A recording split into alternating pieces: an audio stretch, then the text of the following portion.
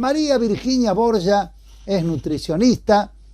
La semana que viene vamos a hablar con ella sobre el tema del etiquetado frontal de los alimentos o de los productos alimenticios. Ahora quisimos abordar con María Virginia el tema de la prepandemia, la pospandemia, no la pre, la post. ¿No? La prepandemia no la imaginaba nadie hasta el 20 de marzo del año pasado. La pospandemia. A ver, ¿cuáles son las secuelas que dejó desde el punto de vista de la salud?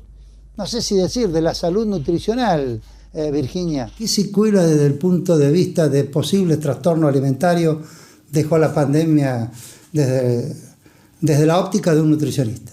Bueno, la pandemia hizo estragos, más que nada con los tiempos, con el día, los tiempos y la organización. Las horas de descanso, las horas sueño, las horas comida, las horas trabajo. Viste que en ese momento, en plena pandemia, no teníamos un horario de trabajo, trabajábamos más horas. El tiempo no existía. Claro, no, y estábamos más atentos a todo lo que pasaba, no solamente en el trabajo, porque nos estábamos adaptando también a esta nueva virtualidad en la que ahora estamos más cómodos por ahí, pero en ese momento era adaptar la situación, recuerdo que era todo nuevo y por ahí nos llevó más tiempo y eso hizo que nosotros perdamos tiempo, por ejemplo, en la preparación de los alimentos, en esos horarios, por ejemplo, de descanso, se trastocaron todos. Los niños prácticamente dormían hasta las 11, 12 del mediodía y cuando les preguntaba qué hora te acostaban, como a las 3 de la mañana. Y ahora que volvieron a la escuela se empezó a ver toda esa secuela de los cambios que produjo la pandemia. Y desde el punto de vista alimentario podría haber una contradicción, porque la gente entró a cocinar más en la casa, ¿no? Es más, agotaban Facebook buscando recetas, YouTube, Google. ¿Esto qué tuvo de positivo y qué tuvo de negativo? Sí, me contaban acá todas las recetas que probaron, todas las cosas que hicieron nuevas. Sí, lo positivo fue que muchas personas empezaron a adquirir más hábitos para, por ejemplo, hacer desayuno, merienda. Y fueron, digamos, empezando a ser más ingeniosos en su alimentación. Al tener más tiempo por ahí en casa, o al tener a todos, a la familia en la casa, por ahí uno le empezaba a dar a ver qué hacer, por ejemplo, con la comida, ¿no? Y eso estuvo bueno, pero al principio, eso pasó al principio de la pandemia, después empezó a ir más viste que en un momento nos liberaron y después nos volvieron a encerrar. En esa segunda ola, digamos, ahí la gente empezó a pedir más comida. No se vio lo que se vio al principio, que fue como, bueno, vamos a esperar a ver qué pasa, mientras tanto cocinemos en casa, leamos un libro, hagamos un juego. Ya la segunda no se vio eso. ¿La invasión del delivery? Sí, muchísimo. Es más, ya con una sensación de, bueno, ya hago 2 o 3 comidas en el día, las pido, qué sé yo, he escuchado acá, por ejemplo, que han pedido desayuno a su casa. Yo digo, pero no tenía un café, algo para... Sí, pero ya no tenía ganas, ya quería arrancar a trabajar. Y ahí es donde muchos se dieron cuenta que perdieron el registro, ¿viste? Por estar comiendo frente a una computadora no es lo mismo que estar comiendo frente a una persona o solo, no hablando, no leyendo. Bien, ¿y qué secuelas dejó todo eso? ¿Qué se puede ver ahora? Bueno, esos cambios de horario, aumento de peso, la mayoría aumentó entre 3 y 5 kilos. Eso primero, aumento de peso. Más allá de que exista o no sobrepeso previo, aumento de peso. Los horarios, la pérdida de horarios hizo pérdida de ritmo evacuatorio, ritmo de comida, ritmo de la ingesta de bebida, la ingesta de agua, por ejemplo, también todo eso cambió. Y la otra secuela negativa es que costó muchísimo el volver a hacer un ejercicio físico.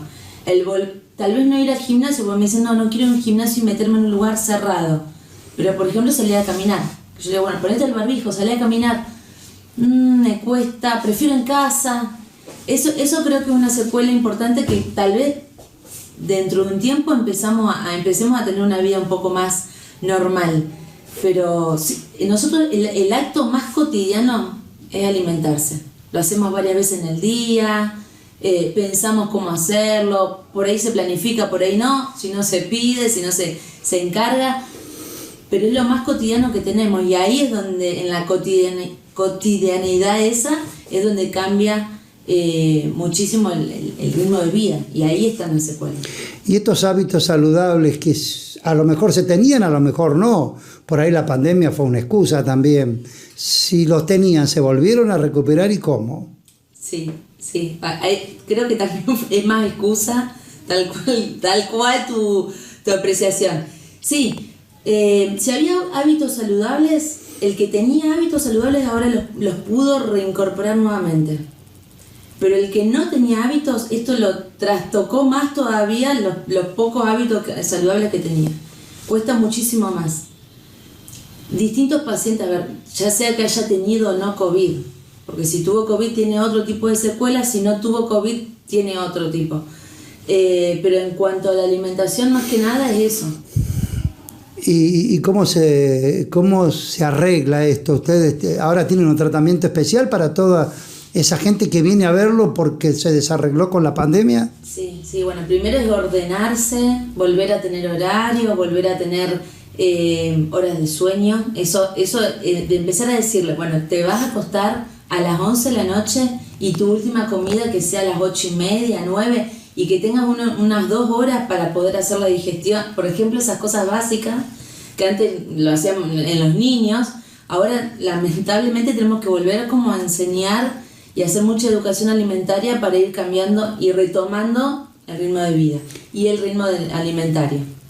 Y precisamente en los niños, ¿qué pasó y qué está pasando? Bueno, en los niños y adolescentes, al cambiar tanto los horarios, también cambiaron las prioridades, cambiaron los objetivos, cuesta mucho más la escuela. Yo este año por primera vez empecé a atender niños y me encontré con la situación de empecé a atender, la verdad, porque me preguntaban, ¿tiene diabetes, tiene hipertensión?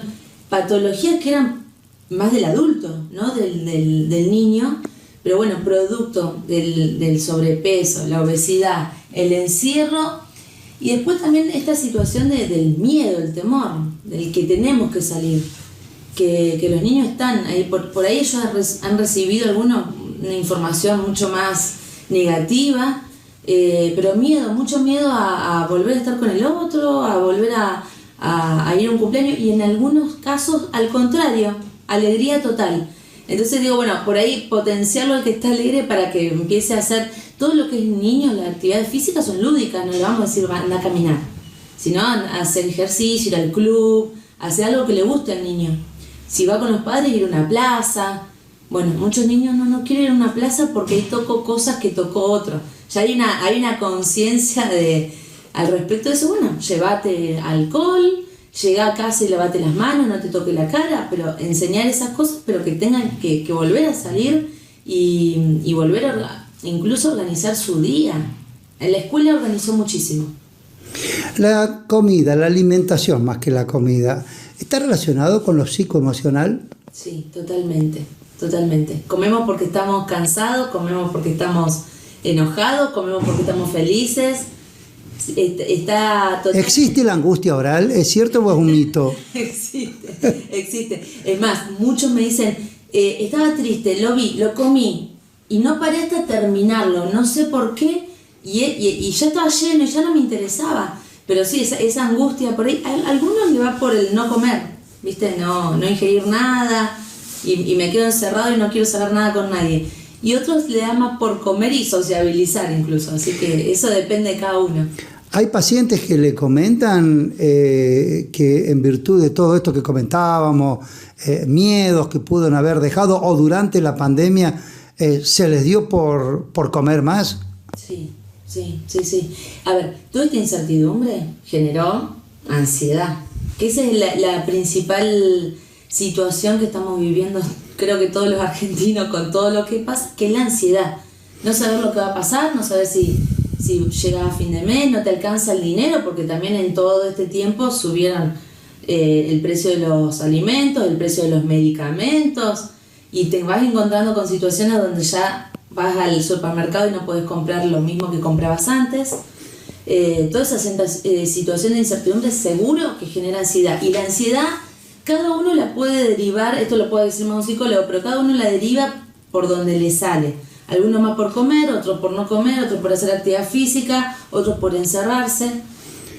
Vos hablabas recién de patologías como hipertensión, diabetes, ¿pudo haber problemas hepáticos, gástricos? Sí, sí. Hígado graso, por ejemplo, es uno, que es un proceso. Nosotros le decimos al paciente, date tiempo, porque no es como la diabetes o la hipertensión, que vas haciendo cambios y enseguida vas viendo los resultados, como en el sobrepeso. En un hígado graso lleva un tiempo para volver a recuperar ese tejido. Hay distintos tipos de hígado graso, leve, moderado o más grave, pero sí se vieron esas situaciones. ¿Migrañas? También. Y otra situación que se dio bastante fue el consumo de alcohol también. Por estar en casa hubo más consumo de alcohol.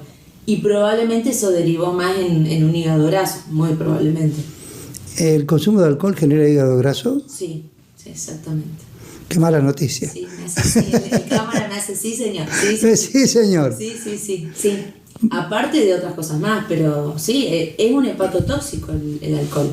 Ingerido en las dosis recomendadas y por ejemplo, del vino, que es lo que más se recomienda, un vino bueno, tinto, no hay ningún problema. Incluso la academia y las sociedades científicas la avalan, pero en exceso ya. Un whiskycito antes de ir a dormir. No te voy a recomendar eso.